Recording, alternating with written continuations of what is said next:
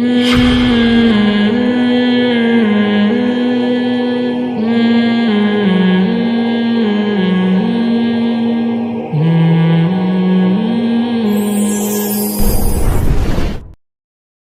الذین آمنوا وعملوا الصالحات، اور داخل کیے جائیں گے وہ لوگ جنہوں نے نیک اعمال، جو ایمان لائے اور نیک اعمال کیے، یعنی عقیدے کو بھی درست کیا، عمل کو بھی، انہیں داخل کیا جائے گا جنات تجری من تحتها الانہار، ایسے باغات میں جن کے نیچے نہریں بہتی ہیں، خالدین فیہا، ان باغات میں وہ ہمیشہ رہیں گے، اور یہ داخلہ ہوگا باذن ربہم، اپنے رب کے حکم سے، لہذا اس داخلے سے کوئی روک نہیں سکتا۔ تحیتہم فیہا سلام، جب وہ آپس میں ملیں گے تو ان کا تحیت سلام ہوگا۔ جہنمی آپس میں ملیں گے تو ایک دوسرے پہ لعن طعن، تیری وجہ سے ایسا ہوا، تیری وجہ سے ایسا ہوا، جبکہ جنتی جب ملاقات کریں گے تو سلام۔ آگے اللہ تعالیٰ نے توحید اور کفر کی مثال کو ایک درخت سے تعبیر کیا ہے، بڑی خوبصورت مثال ہے کہ کلمہ توحید جو ہے نا، کلمہ توحید، اس کی مثال اس درخت کی ہے جس کی جڑیں مضبوط ہوں اور شاخیں آسمان تک پہنچ رہی ہوں، جیسے کھجور کا درخت جس کو شجرہ طیبہ کہا گیا ہے، کہ آسانی سے گرایا نہیں جا سکتا اور بڑی بلندیوں تک جاتا ہے اور بہترین پھل دیتا ہے۔ تو اسی طرح کلمہ طیبہ جو ہے نا، کلمہ توحید، جس شخص کے دل میں آئے گا تو اس کی بنیاد مضبوط ہوگی اور وہ بہت بلندیوں تک جائے گا، اور اس کا پھل نیک اعمال کی صورت میں ظاہر ہوگا۔ اور مضبوط بنیاد کا مطلب یہ ہے کہ وہ ڈاماڈول نہیں ہوگا، وہ کانفیڈنس ہوگا اس کو، اور بڑے کانفیڈنس کے ساتھ وہ اچھے اعمال کرے گا۔ جبکہ شرک جو ہے نا، شرک، کیونکہ اس کی کوئی بنیاد تو ہے نہیں، دلیل تو ہوتی نہیں مشرک کے پاس، لہذا اس کی مثال اس خبیث درخت کی ہے جس کو عربی میں ہنزل کہتے ہیں نا، اس کو خبیث درخت کہا جاتا ہے، بہت کڑوا ہوتا ہے وہ، اور صحت کے لیے نقصان دہ بھی ہوتا تھا، اور اس کی جڑیں بہت کمزور ہوتی تھیں، یعنی بالکل اوپر ہوتی تھی، ذرا سا ہاتھ لگاتے تھے درخت پورا اکھڑ کے گر جاتا تھا۔ تو اللہ نے فرمایا کہ جو شرک کیا کلمہ ہے نا، اس کی مثال اس خبیث درخت کی طرح ہے، ناپاک درخت کی۔ ناپاک سے مراد یعنی یہ نہیں کہ کپڑوں میں لگ جائے تو کپڑے ناپاک ہو جائیں گے، یعنی نقصان دہ، اس معنی میں اس کو خبیث کہا گیا ہے کہ اس کا ذائقہ بھی برا اور صحت کے لحاظ سے بھی برا، زہر ہے۔ تو وہ کیسے آرام سے آپ دھکا دیں وہ ہل جاتا ہے۔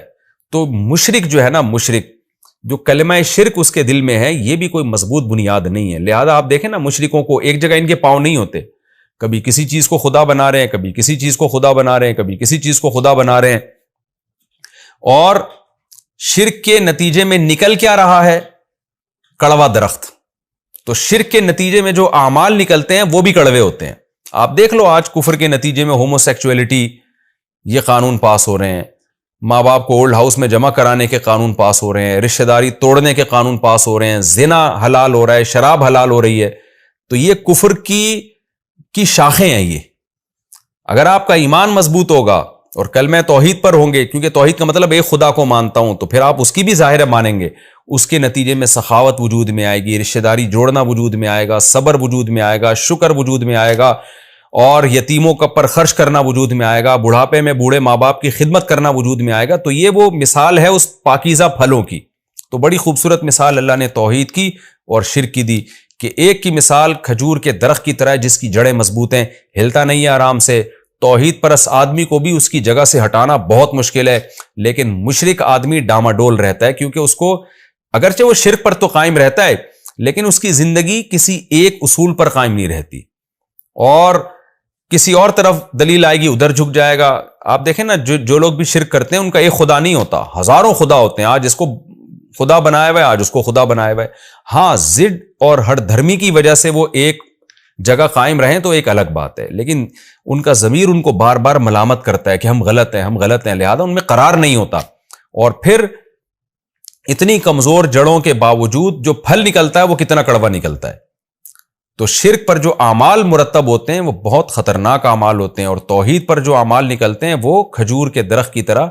اللہ نے مثال بھی دیکھیں کھجور، کیونکہ حدیث میں آتا ہے کہ یہاں شجرہ طیبہ سے مراد جو ہے نا کھجور کا درخت ہے، تو اللہ نے مثال بھی ایسی دی ہے، کیونکہ کھجور کا جو پھل ہے نا وہ ایسا پاکیزہ پھل ہے کہ ہر لحاظ سے وہ انسانی صحت کے لیے مفید ہے، یعنی وہ ایک مکمل غذا ہے، کہ اس میں منرلز بھی آپ کو ملیں گے, اس میں کاربوہائیڈریٹ بھی آپ کو بہترین والا کاربوہائیڈریٹ ملے گا, یعنی وہ ذائقے کے لحاظ سے بھی اور طاقت کے لحاظ سے بھی ایک جامع قسم کا اللہ نے پھل پیدا کیا ہے.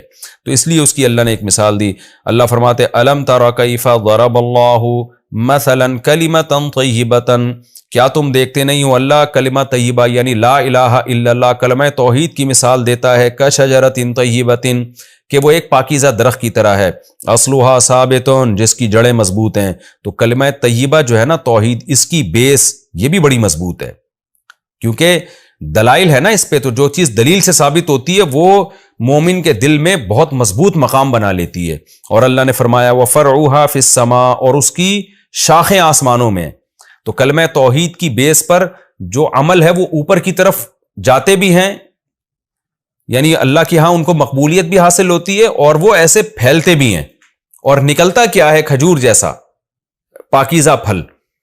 تو یعنی ان پہ جو اعمال مرتب ہوتے ہیں اس کلمہ توحید پر, وہ اعمال بھی بہت اچھے اور اعمال بھی بہت زیادہ ہوتے ہیں. کیوں؟ توتی اکولہا کل حین, ہر دفعہ وہ درخت پھل دیتا ہے.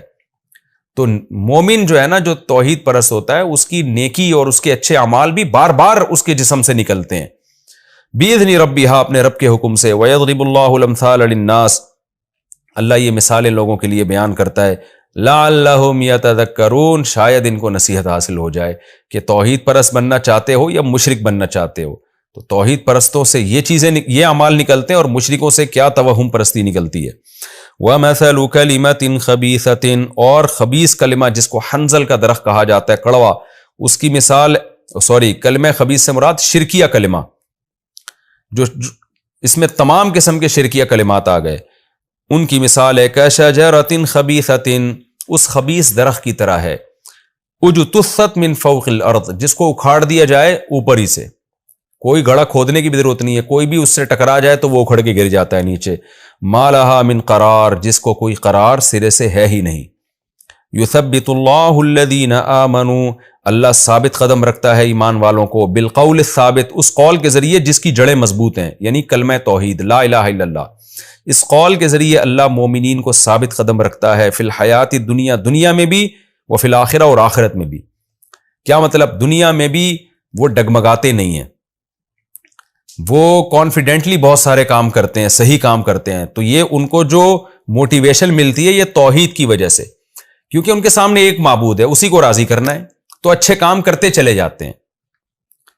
کیونکہ ایک خدا جب ہوتا ہے نا اور ایک مالک ہو, تو آپ اچھے کام کنٹینیو کرتے چلے جاؤ گے, بھائی اسی کو خوش کرنا ہے, تو جو وہ کہتا جا رہا ہے آپ کرتے چلے جاؤ. ہزاروں خدا تو آپ کو کیا پتا یہ کیا چاہتا ہے اور وہ کیا چاہتا ہے. تو اللہ دنیا میں بھی ثابت قدم رکھتے ہیں اور آخرت میں بھی. کیا مطلب؟ آخرت میں جب عذاب دیکھ کے لوگوں کے قدم ڈگمگائیں گے تو توحید پرست لوگوں کو اللہ اس عذاب سے محفوظ رکھے گا. اور حدیث میں اس کی تفسیر جو آئی ہے احادیث میں, وہ یہ کہ اللہ کلمہ توحید والوں کو قبر میں بھی ثابت قدم رکھتا ہے منکر نکیر کے سوال جواب کے لیے, وہاں بھی ان کو صحیح جواب دینے کی توفیق ملتی ہے, میدان حشر میں بھی ان کو صحیح جواب دینے کی توفیق ملے گی. وَيُضِلُّ اللَّهُ الظَّالِمِينَ, اور اللہ ظالموں کو گمراہ کرتا ہے. ظالم سے مراد مشرک لوگ, وہ گمراہ ہو جاتے ہیں. وہ گمراہ کا مطلب روزانہ ان کی گمراہی میں اضافہ ہوتا چلا جاتا ہے. آپ دیکھ لیں آج دنیا میں یہ قرآن کی آیتیں بالکل ایک واضح ثبوت ہیں جو دنیا کے حالات ہیں. عقل پرست لوگ جو توحید کو نہیں مانتے, اسلام کو نہیں مانتے, کیسے کیسے قوانین پاس کر رہے ہیں, ان کی گمراہی میں روز بروز اضافہ ہوتا چلا جا رہا ہے. وَيَفْعَلُ اللَّهُ مَا يَشَاءُ, اللہ جو چاہتا ہے کر گزرتا ہے. تو اللہ کی یہ قدرت ہے کہ توحید پرستوں کو ثابت قدم رکھتا ہے اور شرک کرنے والوں کو اللہ گمراہی کی طرف لے جاتا ہے. یہ بھی ہمارا رکوع الحمدللہ کمپلیٹ ہو گیا. اس رکوع میں اللہ تعالیٰ نے ہمیں شیطان کے بارے میں, کہ شیطان ٹھیک ہے انسان کو گمراہ کرتا ہے لیکن زبردستی نہیں کر سکتا شیطان. تو آخرت میں تم شیطان کو ملامت کرو گے اور شیطان تمہارا مذاق اڑائے گا. وہ کہے گا میں نے تم پر کوئی زبردستی تھوڑی کی ہے, اللہ نے تمہیں بلایا, اس کی دعوت تم نے سنی نہیں, میں نے بلایا, تم میری دعوت پر لبیک کہہ کے آ گئے.